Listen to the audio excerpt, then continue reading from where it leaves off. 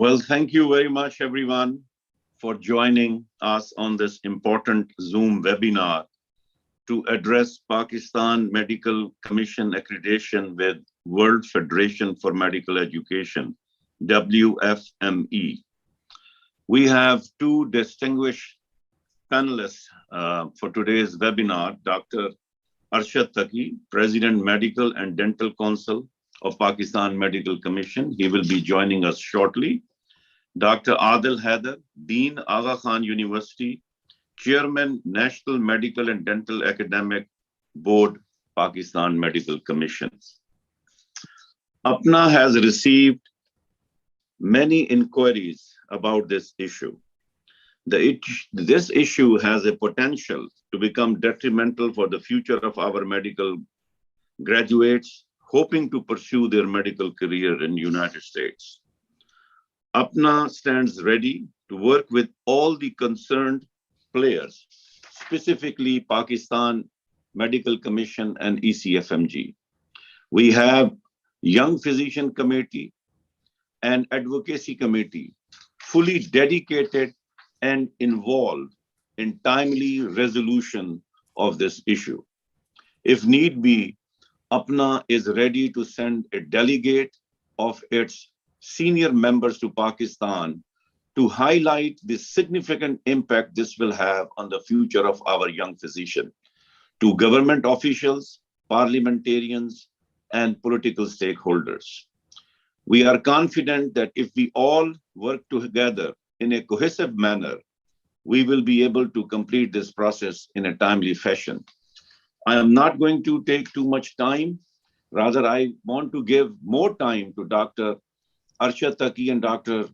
Adil Haider to explain to our audience some historical background, where we are at this point in the process, and what PMC is doing to get this accreditation in a timely manner, and answer some specific questions that our audience have for both of these distinguished guests. Thank you very much. I'm going to hand over to Naveed Sadiq to take it further from here. Thank you. Thank you very much, Dr. Harun Durrani. And as Dr. Harun Durrani mentioned, there is a lot of anxiety that we are noticing, especially with media. There were some media reports, there were some articles written down. So we wanted to provide the opportunity for the people who are in charge of this to come here and sort of guide us and also inform us about what's going on and what will take it to complete this process. So in this endeavor, an APPNA work group has been formed, which is all ready to help all the stakeholders in Pakistan. And Dr. Arshad Taqi is here. He's trying to log in. He's having some issues, but I want to recognize individuals who are here as panelists. So I will go from the top to bottom. As you already heard, Dr. Harun Durrani, he is APPNA president. We also have Dr. Fateh Shehzad. He's co-chair of APPNA Advocacy Committee. He's also co-chairing APPNA Young Physicians Committee. Dr. Rashid Pracha, he is chair of APPNA Advocacy Committee. And then Mr. Raza Shahid is here. He's counselor and focal person for community affairs at Embassy of Pakistan, Washington, D.C. Mr. Muhammad Saad Ahmed, and just to go back on Mr. Raza Shahid, he's also a physician. And we also have Mr. Muhammad Saad Ahmed. He's third secretary, focal person for health sector issues in Embassy. They are here today just to provide a liaison between us and stakeholders in Pakistan and bridge any gap in information. They have told me that they would be silent listeners and they will just provide a source of communication between us and stakeholders in Pakistan. Then next one would be Dr. Muhammad Sadiq Khurram. He's a pathologist. He is member of APPNA YPC. Umar Tariq, who is a radiologist. He is providing us tech support. Thank you, Umar. And he's member of YPC. He's also chair of KEMCANA, which is King Edward Medical College alumni. With this, I'm going to try to reach out to Dr. Arshad Taki one more time and, see if we can help him log in. He's still having difficulty logging in. So yes. Is there any new link? Can you send me his number? Okay. And I can reach out to him. Yeah, so what he's doing is, Umar, Fateh Bhai, if you can share the number for Dr. Taki with Umar Tariq, he can probably call him. What he needs to do is he needs to join through a registered Zoom account, so which he may not have as president of PMC. I will invite Dr. Rashid Pracha to share his thoughts. He's APPNA Advocacy Committee Chair. Pracha sir? Yeah, can you hear me? Yes. Okay. Yeah, I think the legwork of all this has been done by Dr. Naveed Sadiq, the chair of the Young Physicians Committee. This is an extremely important issue for APPNA as an organization. For example, this year we have 305 Pakistani physicians who have already joined the residency programs in the United States. So this is a sort of like a lifeline for our organization, the physicians that come from Pakistan, not only for here, but also APPNA plays a great role in different aspects of the life in Pakistan, both in healthcare and in other issues. For example, in our medical colleges, we do all kinds of work, create certain healthcare facilities through our alumnus. So it is important that our colleges are recognized, accredited, and our physicians are able to come to the United States. My plea to the authorities in Pakistan is that this process has been started by Dr. Taki, and it should continue. There should be a continued process, regardless of who is in the power, whether it's one party or the other. But this is something that we need to continue for the next 4 to 5 years till we get fully accredited all the medical colleges in Pakistan. And I think PMC has the obligation to verify and insist upon the various colleges, and so would we from here through our own alumni appeal to the vice chancellors to do whatever they can to ease this process. So with that, I will be happy to participate as we go along. Thank you, Naveed. Thank you very much. Dr. Adil Haider is here. He's Dean of Khan Medical University. He is also Chairman of National Medical and Defense, Chairman of National Medical and Dental Board. Dr. Haider, are you in a space where you can talk? I've been communicated that you would be only available for some time, but not for a whole of the session. Assalamu alaikum. I'm happy to open up my video if that's easier. Currently, the host has disabled that. Dr. Sadiq, thank you so much for inviting me. I understood the importance of this and have organized my schedule. It is 8:20 p.m. in Karachi, and all of you who know Karachi life, this is the time when we have dinner and a lot of other events, as you might imagine. But no worries, I am very happy to be part of this and help explain what's going on. If you would like, I do apologize for logging in a little bit late. Have you gone over, Dr. Sadiq, the current what's happening with the WFME, or would you like me to kind of summarize where we are? I just wanted to give you an opportunity to summarize you and Dr. Arshad Taqi. He's having some login difficulties. So if you want to, give us an idea and overview. Sure.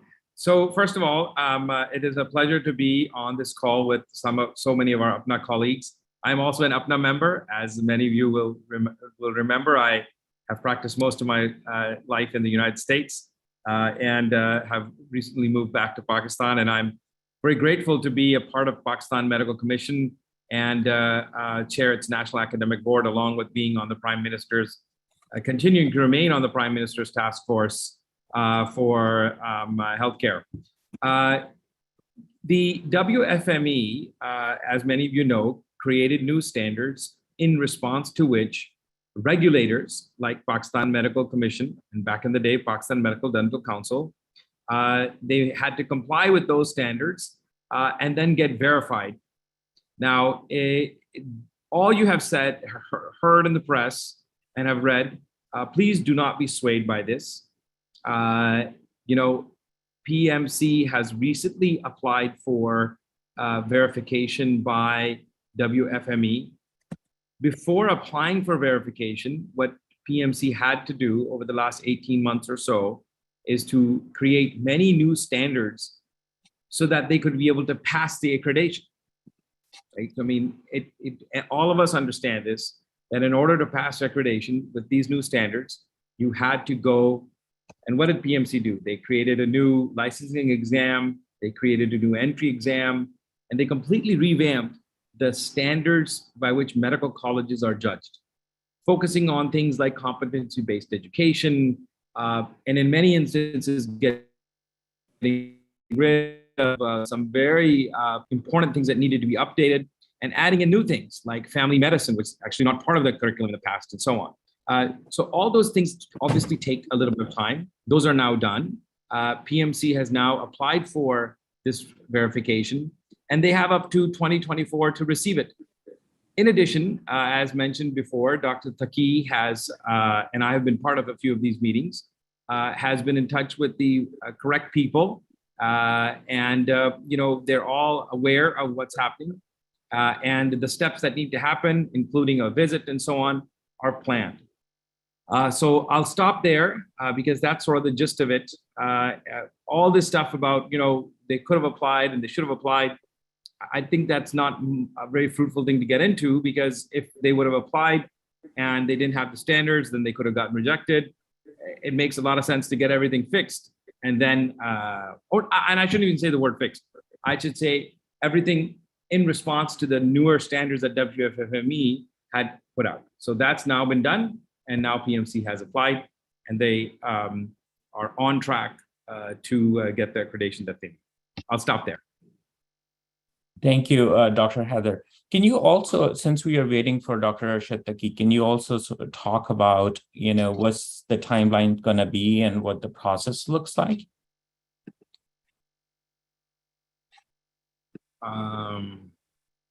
So, for example, in the media, there is a lot of so I'm getting a text from PMC that Dr. Taqi is having some trouble. Can we resend him the link? And can we send him a link in which he doesn't have to sign in? I think the problem is the link even I had, you had to go back and sign in. And that's what the problem was. So perhaps we can get him another link. Is that possible? Yeah, I will work on that, working on it.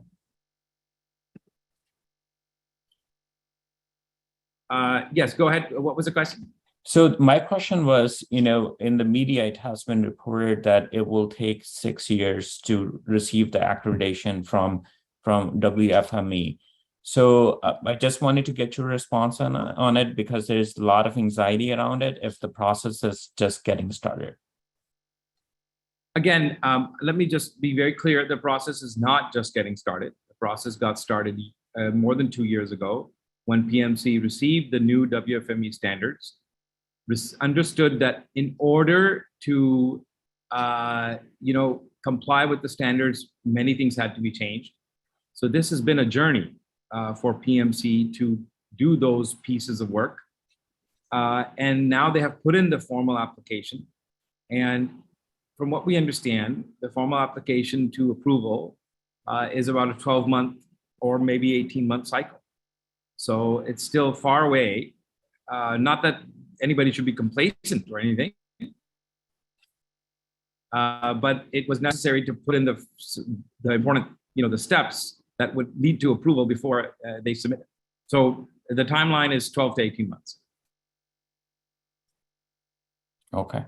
And I'm sorry to put you on the spot. I think also we received some communications from ECFMG, and if there are students here, ECFMG is Educational Commission for Foreign Medical Graduates. ECFMG has said that anyone who has applied for ECFMG certifications by that time or in the process have applied or have received ECFMG certification, they should be eligible to take the exams. So do you want to also talk a little bit about that, and what will it look like? Let's say, if we are not able to receive, WFME accreditation, because that's an anxiety that's coming across. So I wouldn't want to speculate on hypotheticals. From what has been explained to me by the officials, anybody who has certification, who has a degree before 2024 March from a PMC accredited college, that degree is accepted as a degree from a verified college. And if PMC receives its verification again before 24, then there will be no problems and everything will be seamless. If they do not receive accreditation by 2024 March, then those who've passed out by that time, then they'll be fine still. So everybody who's graduated from Pakistan up till then will be okay. And only people who graduate after that, this would apply to them. Okay. So I think I'll add a little bit to this. Yeah, go ahead, Dr. Fateh Shahzad. While I'm fixing the issue, please go ahead. Thank you, Dr. Adil, Heather, and everybody else. I just want to add on to what Dr. Adil said, that whoever has passed second year in medical school or first prof, they can actually go and fill Form 185 and get it notarized and apply for certification. And even if they pass their exam in 23, 24, 25, they will still qualify for ECFMG certification, even if we don't get PMDC. So anybody who's in third year or going to be in third year before 2024 should apply for the ECFMG certification, fill Form 185, get it notarized, and register with ECFMG. Okay. So are you saying that if you're registered with ECFMG, even if you haven't passed out, you would still be fine? Yes, yes.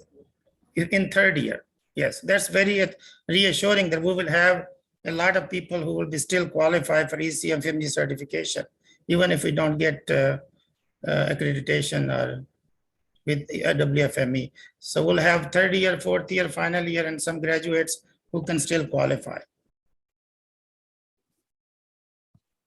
Yeah, and I'm just gonna try to, and Dr. Arshad Taqi has joined after all, so let me make him a co-host. So now we will wait and we will give a chance for Dr. Arshad Taqi to talk a little bit more about that. He's president of Medical and Dental Council of Pakistan Medical Commission. Thank you, Dr. Arshad Taqi, for being here. So Dr. Arshad Taqi, can you hear us? Sure, I can. I apologize for this technical glitch last minute. I was asked to given a passcode and all, which didn't seem to work. So we had to, I must thank a good friend who actually helped me join this Sir, you're Good to- most welcome. I'm glad we could make it work. And I'm glad you're here. Yeah.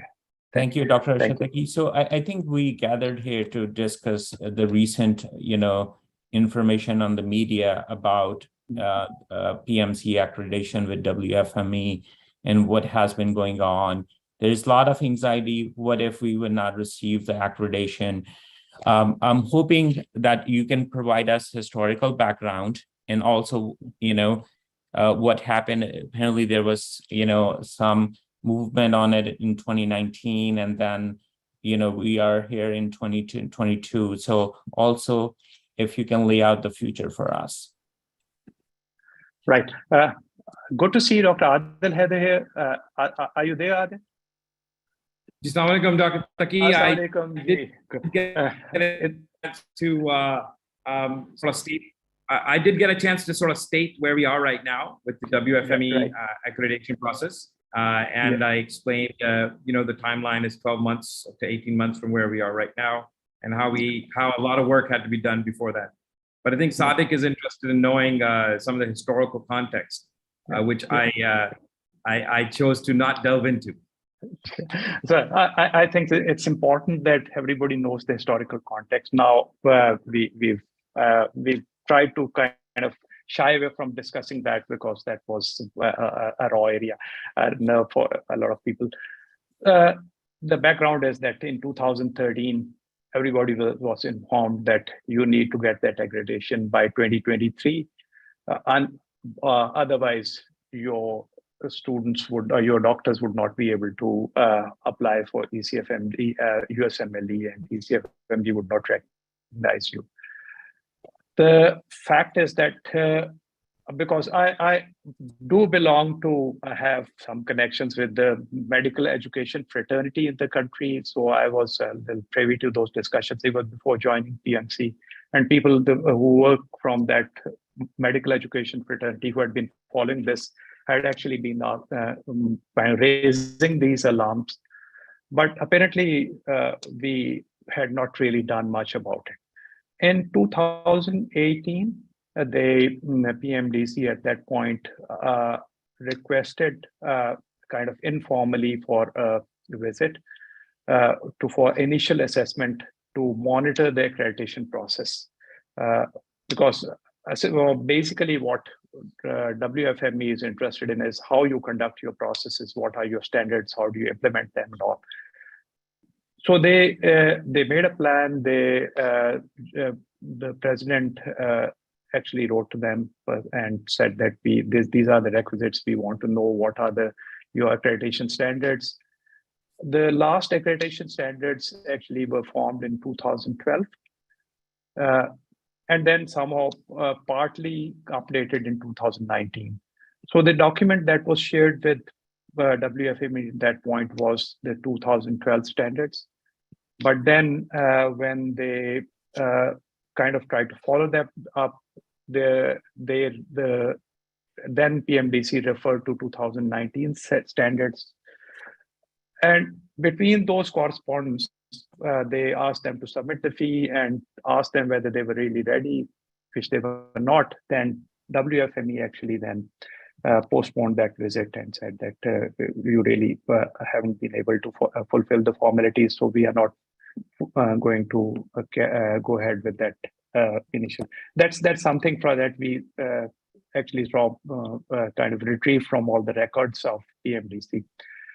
So the fact is that when we took over, practically there was nothing done. So we had like a clean slate. Our standards were like the ones which they were developed in 2012.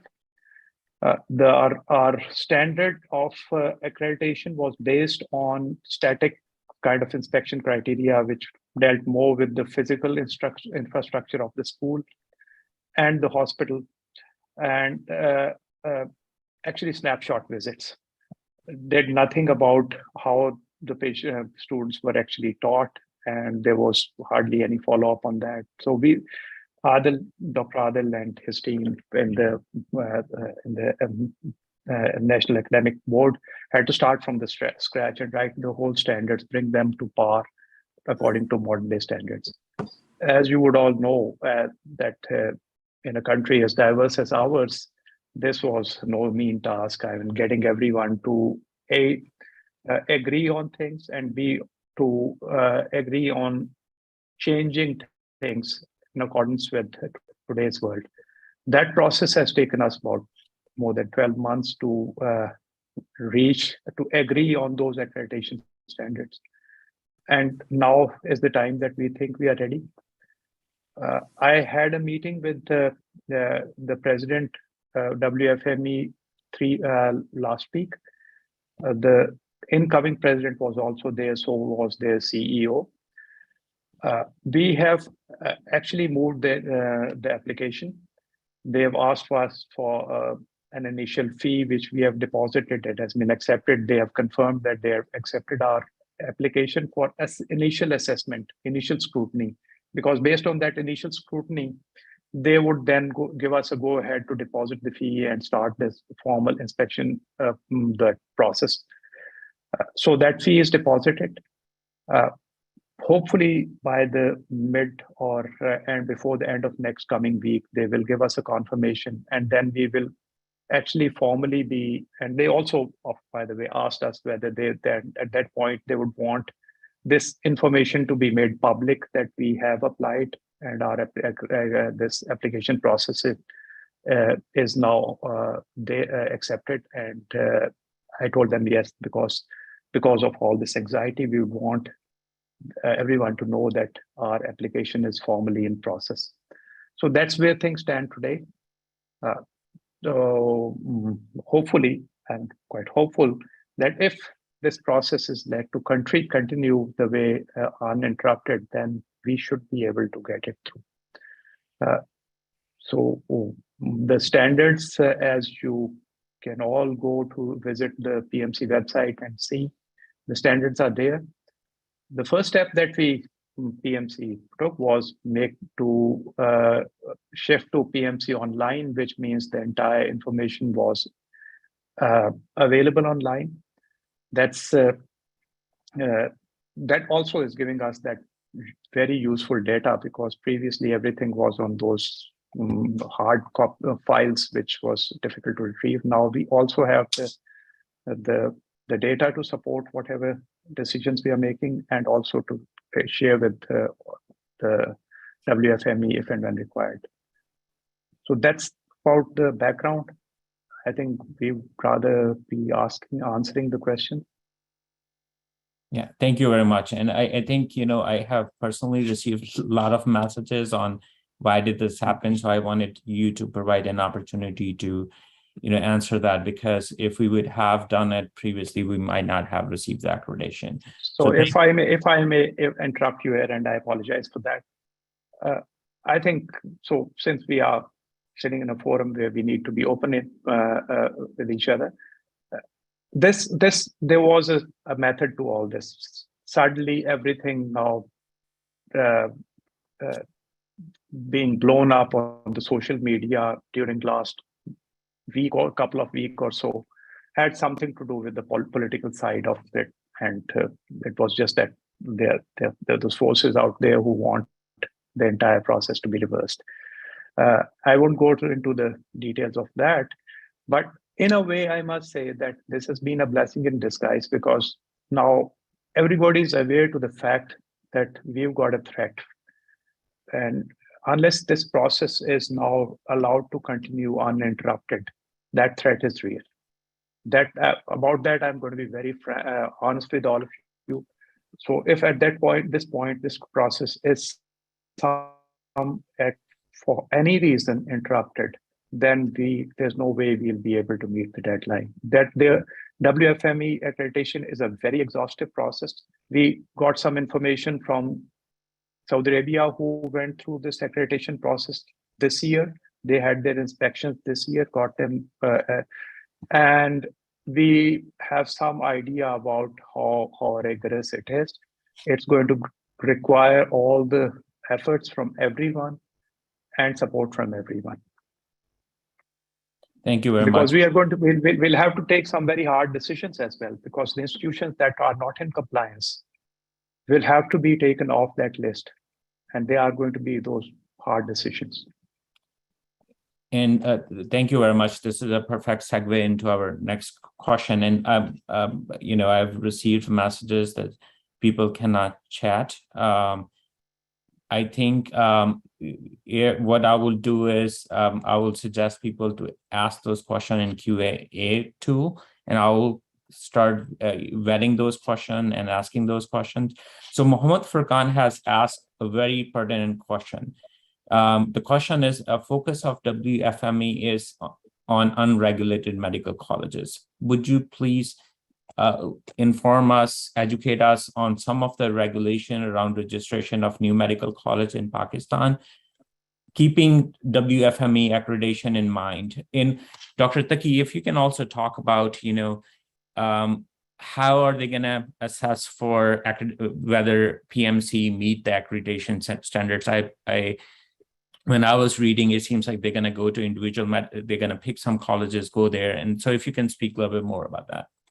So their focus not really is on individual medical colleges. The focus is on processes that we undertake to recognize medical college and maintain their recognition. So I'm sure Dr. Adil has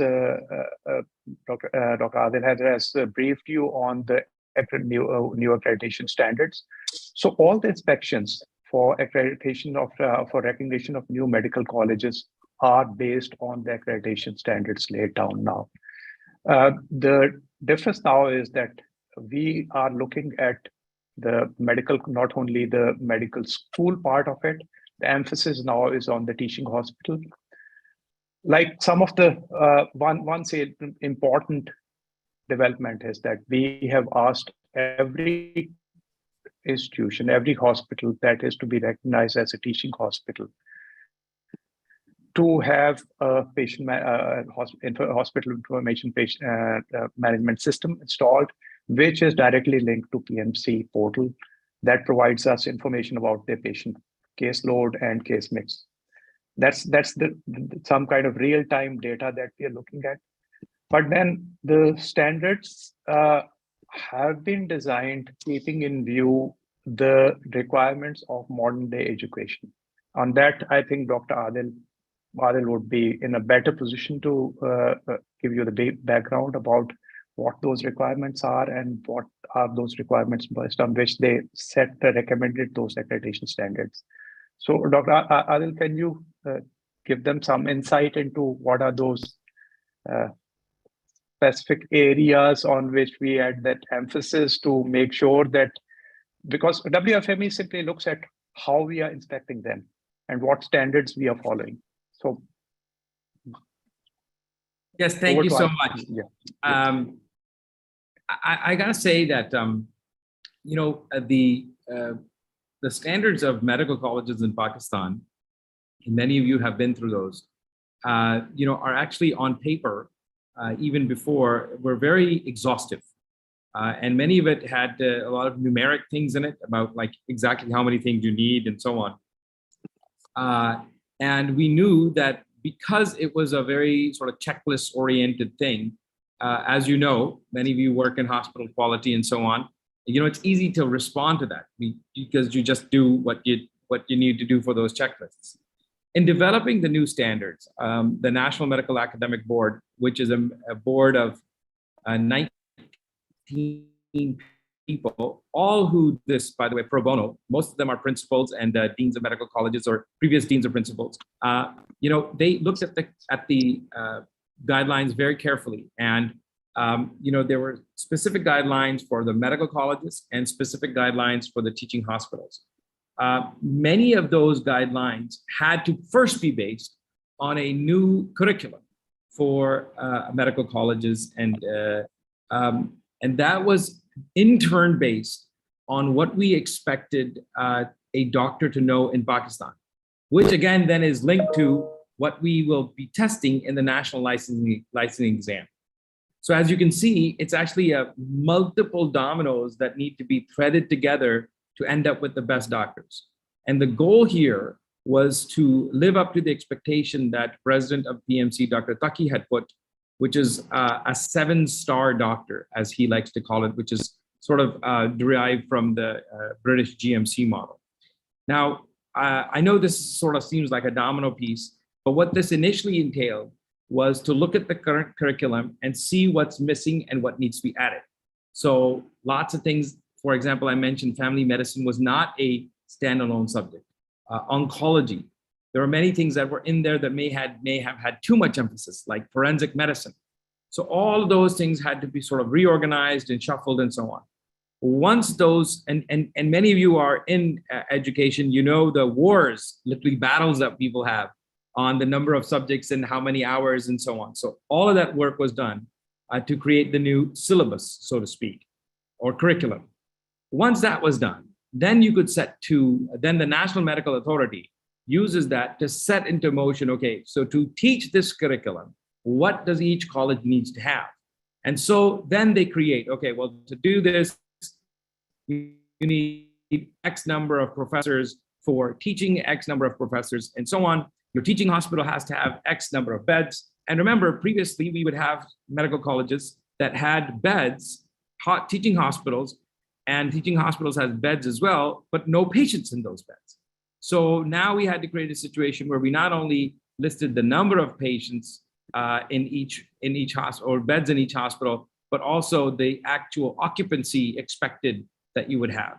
So once all those things are all done, then those standards, and they have to go through numerous different things. And then there's a back and forth with the PMC Council, because remember, this is the sort of best in class sort of idealistic idea that the board puts forward as technocrats. But then the council has to see what's actually possible. What do we have resources for? What do we have ability to do? And so the council sort of says, okay, this is what we think you can actually do. And so why don't you do this? And then they accept what they want to accept, and then they pass it on to the National Medical Authority, which then now develops the performas through which these will be done. Now, I'll try to answer a question that was also in there, and that was, these are all proposed standards. Yes, that is correct. These standards have been put on the website, and there has been a survey conducted with medical colleges across Pakistan to understand what they think of the changes that have been done. And the amazing thing is that survey was done before we put the changes up. So we did a priori survey to see, what do you think about this? What do you think about this? Different issues. For example, I'll go back to that family medicine one, the importance of having family medicine in there and so on. We surveyed folks in advance, right? And then now we're tallying that up with the proposed standards, and we are, rolling them out as we speak.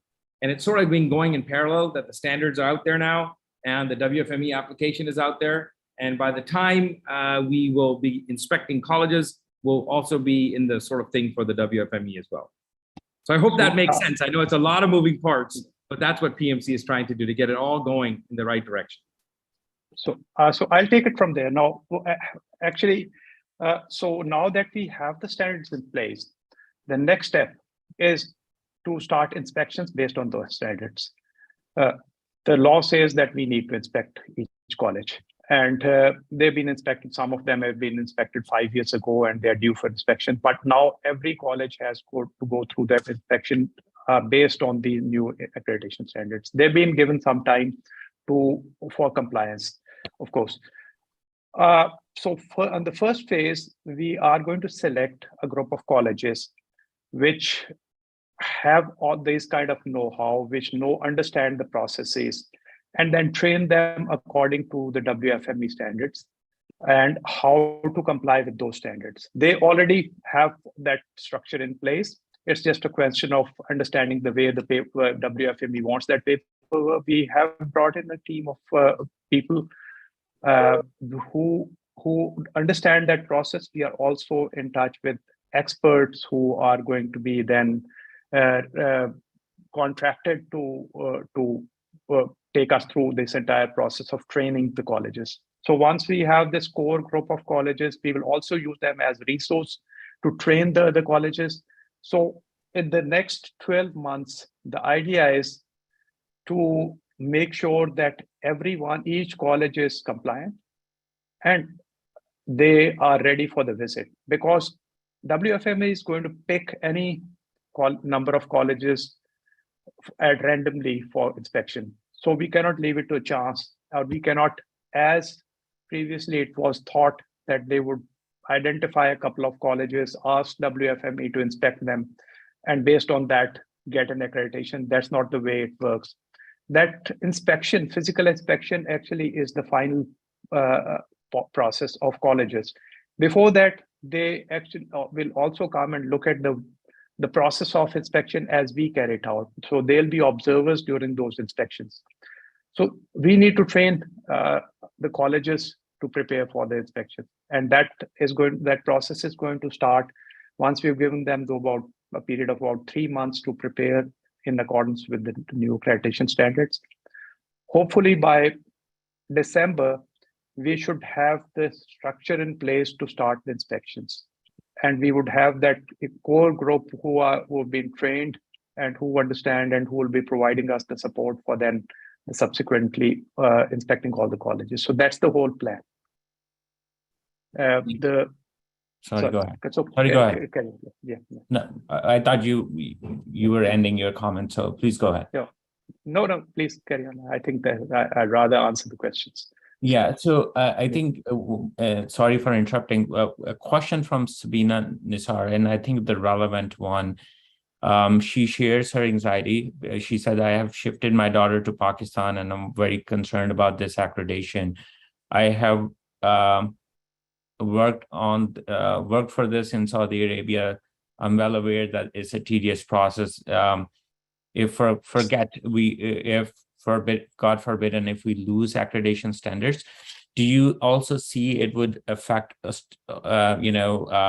people who are going to Australia or the European systems, or it is limited to US? So assuming the worst case scenario you have in head. So the first thing is that we still believe that we have sufficient time to go through that. It is 2022, the process has started. Even if we let it go without him trying to push it, it takes about 18 months. In 18 months, we should either be no. And it's not a question of if, it's the question of having that will to implement it. We have the resources, we have the structure in place. What it requires is the will to make sure that every college is compliant with those standards, accreditation standards. The standards have been spelled out. Based on those standards, the performers have been designed. We have had those initial inspections. The question is to ensure that we have the will to implement it, because there we don't really have a choice. It's not a question of like, do we get that accreditation? And if we don't, then can our doctors move to Australia or UK? The point is that we would have lost all credibility with everyone. And then there would be very little space for our doctors to go to Australia. So this is important. We need to make sure that we get it right. So it's not a question of ifs, we have to get it done. Thank you. And I moved here before NLE was implemented, so I don't know if this question's going to affect, question is relevant. So I'm still going to ask you. So Saeed Ahmed asked a question. We have been hearing about cancellation of NLE and other amendments introduced in the past couple of years. How will it impact the accreditation process? Adversely. I can be very honest, adversely. NLE took a lot of effort and we had to face a lot of resistance. It is implemented. And if you go to PMC website, you will find the colleges which are consistently performing well, and the colleges which are consistently performing poorly. And that's the kind of yardstick we needed with 18 or 19 degree awarding universities and 125 medical colleges and about 50 odd dental colleges. We cannot afford not to have a licensing exam to standardize things. So that's something that's, as I said, we are going to require all the support from all quarters if we have to get it right.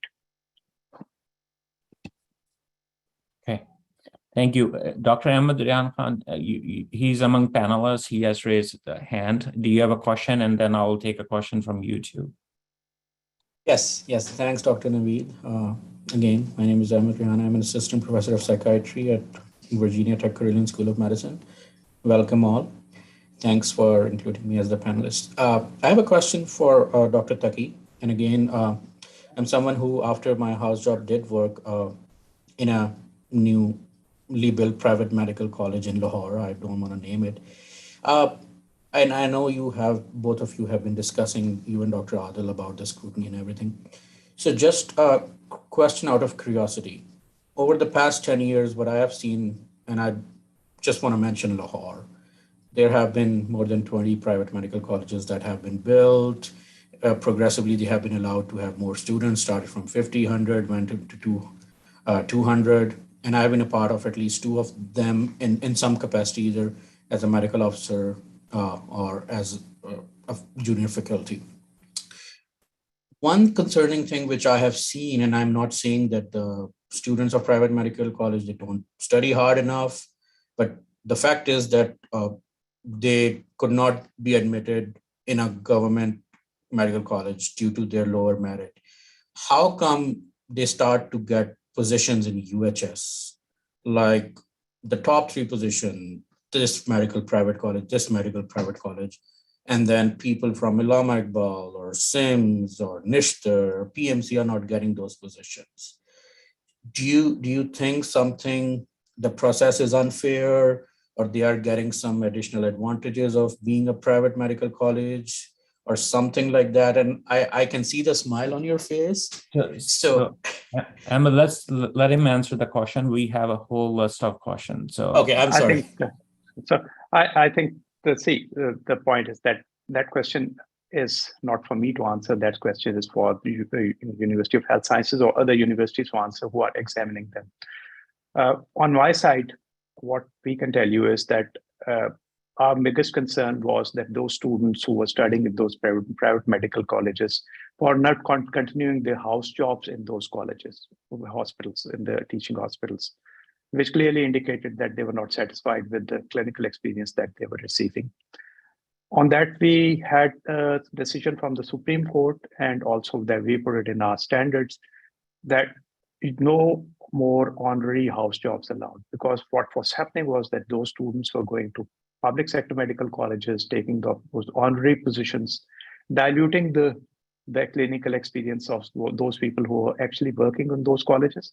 So from now onwards, we said no more honorary house jobs. One change that has occurred during since you left, I suppose, is that those colleges, hospitals are now have a greater caseload thanks to that those Sehat card that was introduced. Those patients, their occupancy has increased. So hopefully that these two combined should improve the quality of clinical experience in those colleges. The results, I would not comment on them, but of course, maybe those private colleges are having a little more emphasis on classroom teaching. And you would know that our assessments in these professionals mostly revolve around memory and recall. We haven't really moved up to a better question bank, I'm afraid. Thanks a lot for your answer. Thank you very much. And I think there are a lot of questions around from students about, what they can do and, about ECFMG certification. So we received official communication from ECFMG, and we will share it later too on APPNA YPC form. Anyone who has ECFMG certification before beginning of 2024 or is in the process of ECFMG certification, this should not apply to them. ECFMG is going to apply existing rules to them. So there were some questions on the YouTube around that too, and also on this Q&A session. So one question on the YouTube channel was, what would be last month and year? What is the exact timeline, Dr. Taki, on this? Because the communication that I have read, it says beginning of 2024. So what month it exactly is? I had this conversation with Professor Gordon, who's the president of WFME3 a few days back. And he asked me, when do you think you'll be ready for this? And looking at what our timelines are, I said the last quarter of 2023, probably we would be ready. Their processes take so each step in the process takes something like 3 months, 6 months, and we've had those conversations with our authority has had those conversations with their people, and they said that what if we push the timelines, and they said yes, we'll be cooperating, and the timelines that they have given are the maximum, and they can bring them forward. It all depends there on as I said, we will have the people, the desired teams ready by the end of this year to start the process. Now, hopefully, we should be looking at end 2023 for their final inspection and all. So those are the kind of timelines that we have in our mind. We wouldn't want this to go to 2024. Sure. Thank you very much. And one question from Dr. Haroon Durrani. How can APPNA as an organization help keep momentum for this process? And then I will ask you the same question, Dr. Taqi, too. How can we help you in this process? First, Dr. Durrani, are you there? Is muted. Yes, yes, I'm here. Assalamu alaikum, Dr. Arshad Taqi Saab. Nice to see you again. And Adil Haider, assalamu alaikum again. I mean, as an organization, I think this process is basically PMC process. They have to do it. But we are willing to help in any way we can help. And some of the help is that our relationship with the ECFMG, that's where we can help. The other thing is that APPNA, as I have mentioned in my opening remarks, that we are willing to send a delegation of senior members of APPNA to Pakistan to highlight the significant impact that this process is going to have in the future, on the future of our young physician, to the government officials, parliamentarians, and all political stakeholders. My thing is that PMC is going to face a lot of pressure if some of the medical colleges which are not up to the standards, they are taken off the list. So that is something that APPNA can help to create some type of consensus and highlight the importance of this process. And any other thing that PMC and Dr. Arshad Taqi and Dr. Adil Haider, you guys can think that APPNA can help, we will be more than happy to help. And these are my remarks, but I also want to ask Dr. Taqi if you can tell us that how many medical colleges are in Pakistan, the total number. And in his assessment, what do you think that how many of those medical colleges could be a potential problem in the accreditation process? I'll stop here.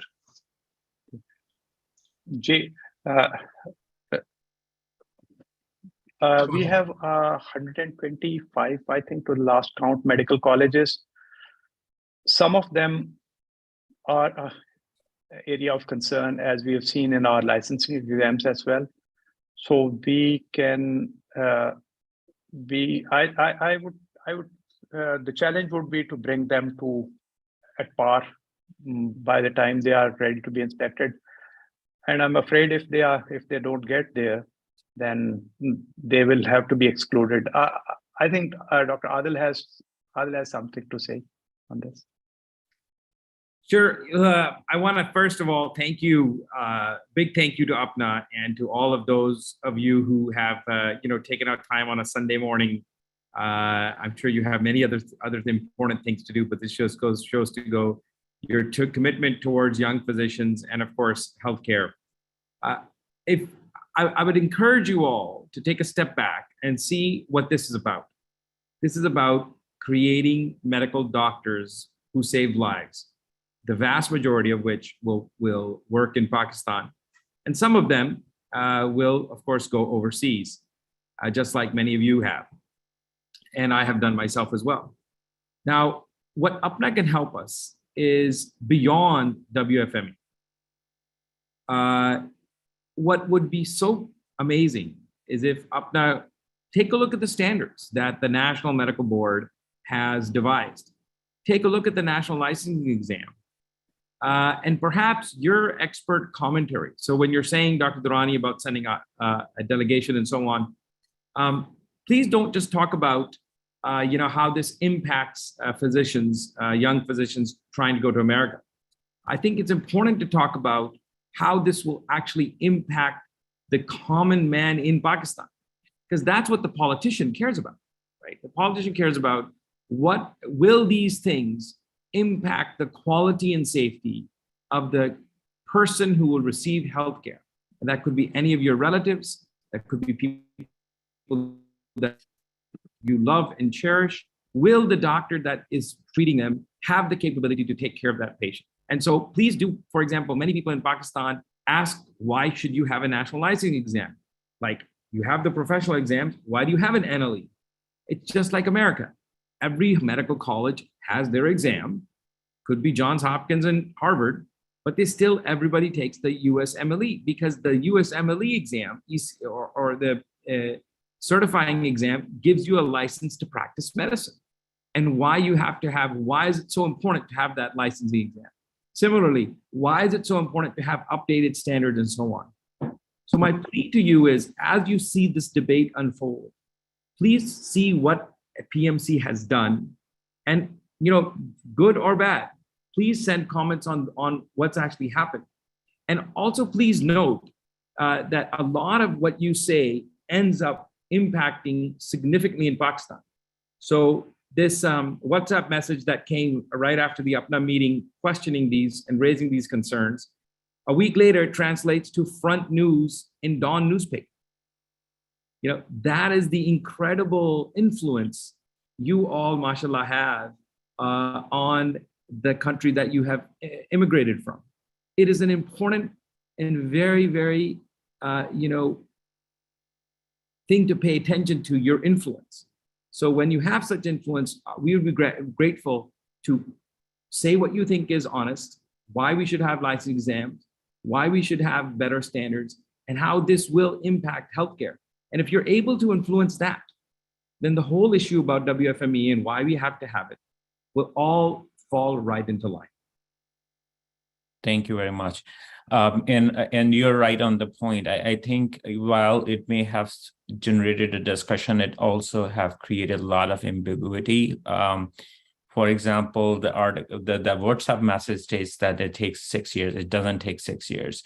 And then, the Dawn articles said that it's going to have implication on already practicing physician. It's not going to have implications on already practicing physicians. So we need to be mindful of what we say and how we say it. I appreciate the advocacy about moving this topic along. Dr. Siddiquram, do you have a question? Thank you, just Naveed. make sure it is about PMC and WFME accreditation. Thank you, Dr. Naveed. Thank you very much, Dr. Arshad and Dr. Adil. We appreciate all your sincere effort. This is Dr. Khurram. I'm founding president of Pakistani Pathologist Society. My quick question is, hopefully, inshallah, we'll get this thing sorted out, and it should be done within time. But there's a possibility, of course, there are concerns. Is there a possibility, they can just approve it, reject it? So that's black and white. But can they cite for something and give us a remediation plan? And in that case, would it be is it a possibility that we'll be kind of hanging in between for a certain time? You know what I'm yeah. So if you go look at the WFME website, all that information is there. So they, after their inspections, if they either accept it, or they say ask the concerned regulator that these are the areas of concern. Would you want us to move this to the council and in which case they'll not approve it? Or would you want some time for remedials? And these are those areas of remedial, and then they give you some time. The second point is that their accreditation is not a binary yes or no, and it's not like a checklist. It's like more looking at the processes, and they also understand that processes vary from one country to another, the requirements. So they are not rigid on the curriculum.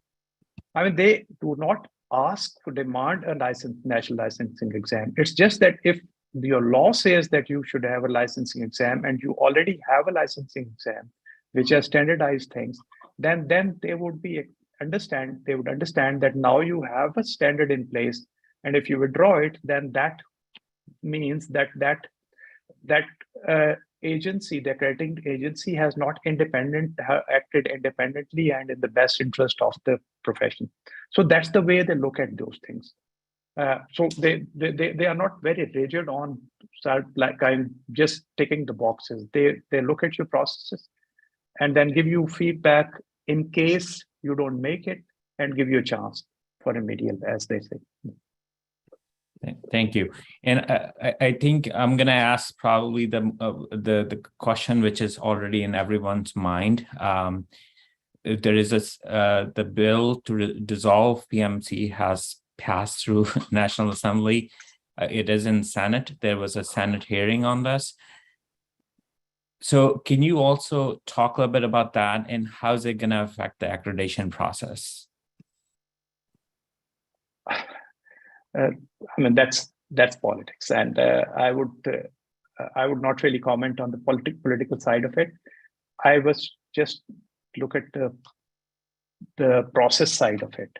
So if this goes through, then they'll have to bring in a new council, and the way the new bill envisages the formation of council, it is not going to be 6 months at least before they actually manage to put the council together.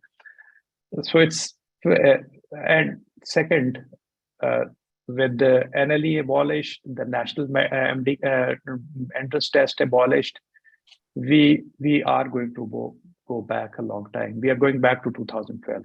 Honestly, this is the way that bill is designed, taking us back to 2012. I'll just make a small comment on an amendment in that bill through an ordinance which was attempted in 2014. It didn't go through the parliament, and then government actually tried to amend the 2012 Act. And if you go and Google for that 2012-14 ordinance, PMDC ordinance, at the bottom of the end of that ordinance, the then minister, Dr. Saraf Sartaret, has written a note. I would invite you all to go look for that document and read that note, and that will explain everything. I really kind of I appreciate that. I appreciate that, because that's something that has been on everyone's mind. So there are some questions by students about ECFMG certification. You cannot start taking QSMLE exams before you have completed 2 years of medical education in your home country. And if you, by beginning of 2024, if you have ECFMG certification or in the process, this would not apply to you. So I will take a question, and then I will go to Dr. Fateh Shahzad. So Dr. Heather Halal has asked a question, and feel free to jump in, Dr. Adil Heather. I don't know which question pertains to you and which one to Dr. Naki. How PMC will ensure that colleges are using processes with regards to curriculum management governance. The document, which is on website, has points, but they're not details. There are no details. Yes, the accreditation process is run through the National Medical Authority, and they have extensive, binders that are submitted in advance, and the medical colleges fill them up, and then they go in to do an inspection.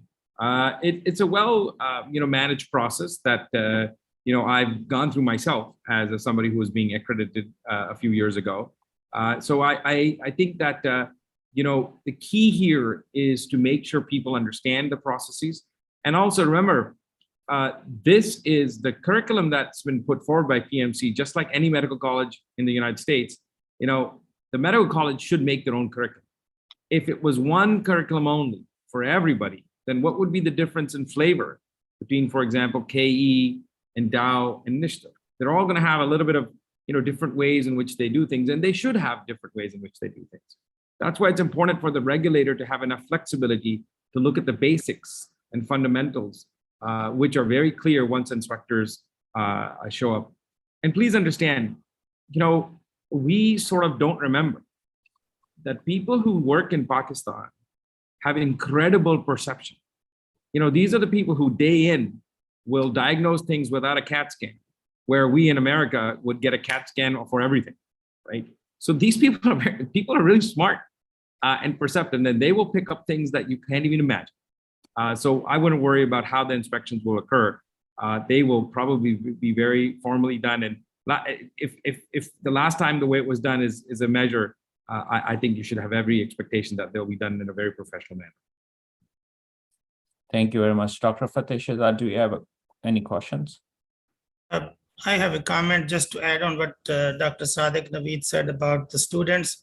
So while you're in the process of applying for ECFMG certification and you're not able to get by 2024, then you must have a full license in Pakistan. That means you should complete your house job. So please, all the students, you should try to complete your house job, because that will be required to get ECFMG certification even without accreditation if you're in the process of getting ECFMG certification before 2024. So house job is must. Thank you very much. And Dr. Arshad Taqi, there has been a question, a theme that is coming around. And I just want to ask and try to answer multiple questions through that. You know, what PMC will do to ensure that these 4 or 5 medical colleges that WFME is going to pick, or all the medical colleges that, you know, PMC has recognized, they meet the WFME standards for medical colleges? So and that's why we will say we are going through the round of inspections based on these standards.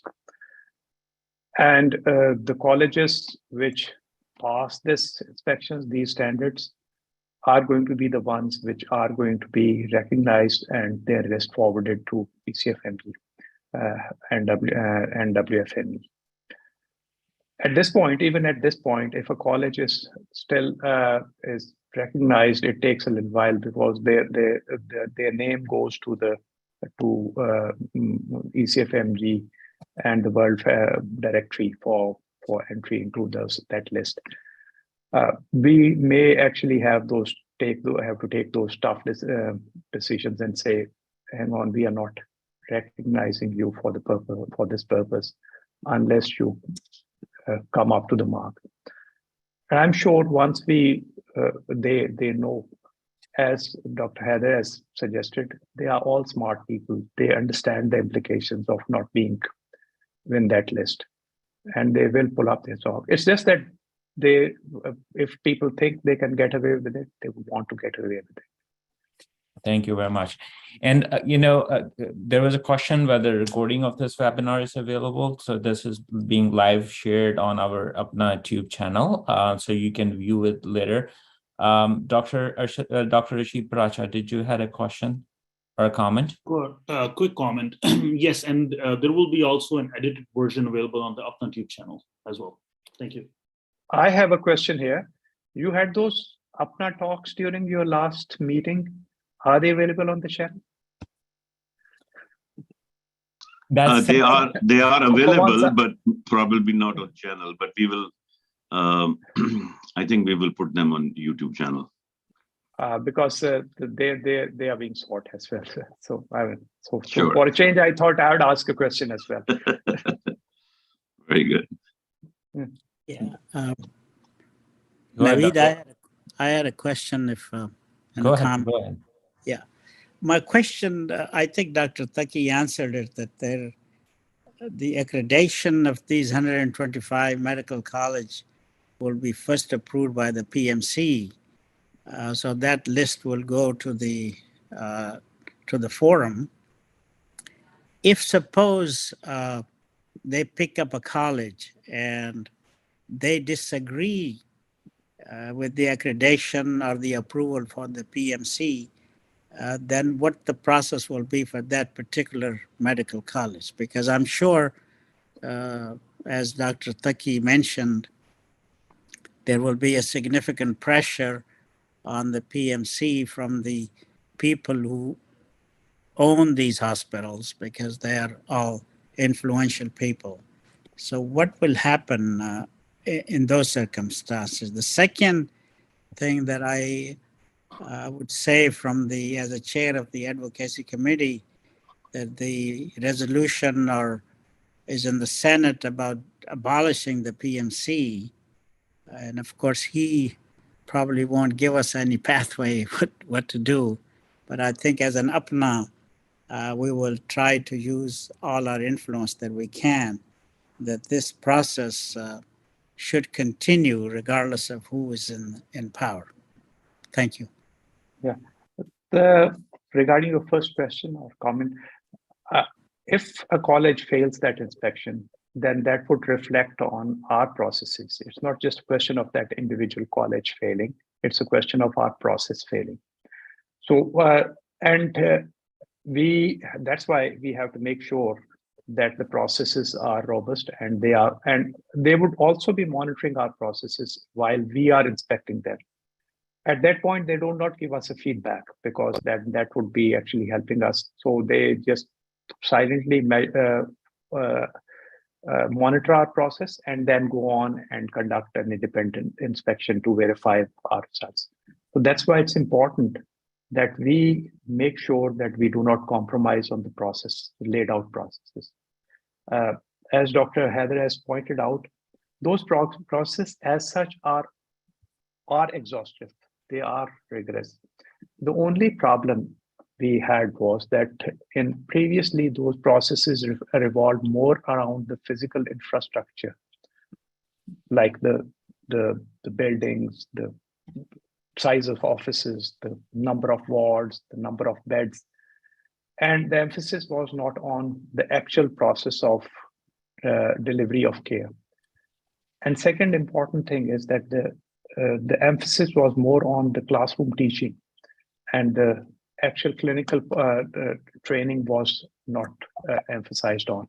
That's where they've changed the standards and laid more emphasis on the hospital and the teaching hospital and the process of patient care. So our current forms are designed, and initially, even before the inspection, we get all the data on their patient caseload and case mixes, and that's what is verified during inspections. The rest, the processes are were rigorous. They are still rigorous. They are still rigorous. They have got all the details. They have been designed keeping in view WFME accreditation as well. Thank you very much. I think we'll take one last question, and then we'll head towards wrapping up the session. So this question was different than some of the other questions. So the question is by Fahad Azam. The question is, there is some confusion about medical fraternity that integrated curriculum is not a prerequisite for WFME accreditation. Can you please clarify this, as currently more than half of the institutions don't have an integrated curriculum? So I read that question and I was actually waiting for that. No, WFME does not insist on a specific curriculum or a specific teaching modality. Their website clearly states that countries have different needs. They have their own educational needs, and their actually emphasis is on the process of standardization of medical education. And this is the area where they actually look at. They understand that the institutions require a certain degree of freedom in their instructional strategy. And that's what this current standards and curriculum has ensured. Thank you very much. Before I hand over mic to Dr. Durrani, does anyone else among the panelists has any last minute thoughts? So with this, we will go to Dr. Durrani, but I really want to appreciate Dr. Umar Tariq for, providing the tech support today. Dr. Fateh Shahzad helped quite a bit in organizing this session. I also want to appreciate Mr. Raza Shahid and Mr. Saad from Embassy in Pakistan Embassy in Washington, D.C. I want to appreciate all of you. If you have any questions, I know we did not answer a lot of questions, and just send me at my email address. My email address is Naveed, Naveed 193@gmail.com, and we'll get those answers for you. But just remember, if we focus on the positivity and moving forward and collaborating with each other, we can make a lot of progress. There were some negative comments that I apologize to panelists for, and I apologize also for technology and trouble getting people in. But I really appreciate Dr. Rashid Taqi, Dr. Adil Haider for being in. This is PMC or PMDC.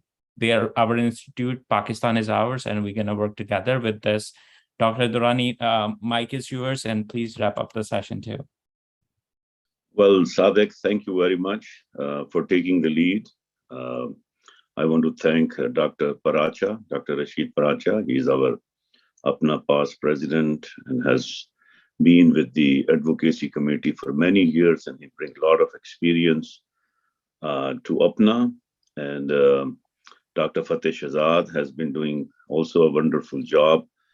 And Dr. Tariq, he has been providing us technical help.